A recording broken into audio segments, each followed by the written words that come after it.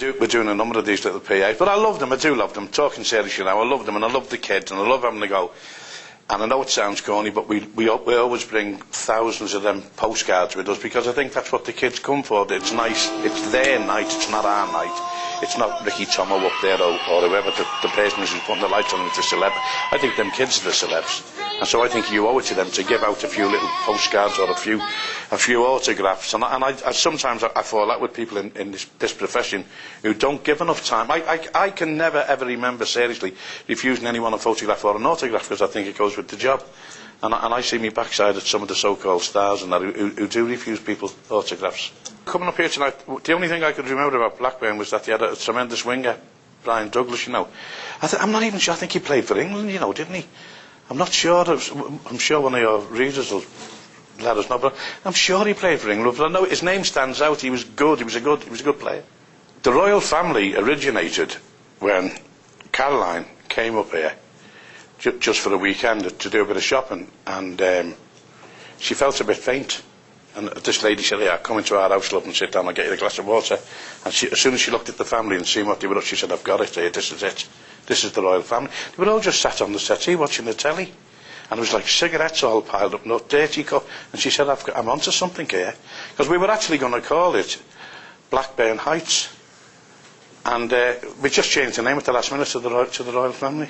I think she's a genius. I'm very, very biased towards her. I love her. She's made me quite well off.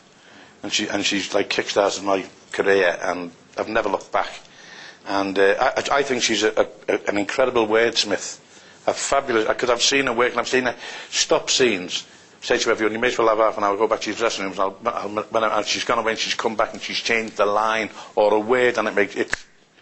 The one I remember was when Nana had a cataract, and Nana, when she used to talk about her specialist, she used to put this posh voice on, and she said, "The cataract." The doctor said he's going to operate on my cataract. And she said, no, I don't like that. Just take a break, have a break. And she went to her and she come back an hour later and she changed the line to this. And Liz Smith delivered it perfectly. She said, "My specialist, who's going to do my high, said he's going to take the cataract away, but he's going to leave the twinkle in my eye." And I was a lump. I thought, isn't that fantastic? What a lovely line. And that was just like run of the mill, just through the course of the day. I remember once when I've got three brothers, and we lived in the two up two down in Anfield, you know, in the heart of Liverpool, and it was on Christmas Eve, and me dad, we were all sitting round. We only had a little candle. We didn't have a Christmas tree in them days, just a candle, you know, to warm us. And my dad walked outside, and we heard a gunshot, and he come back and he went, "Oh, I'm sorry, kids," he said, "but Father Christmas has just committed suicide."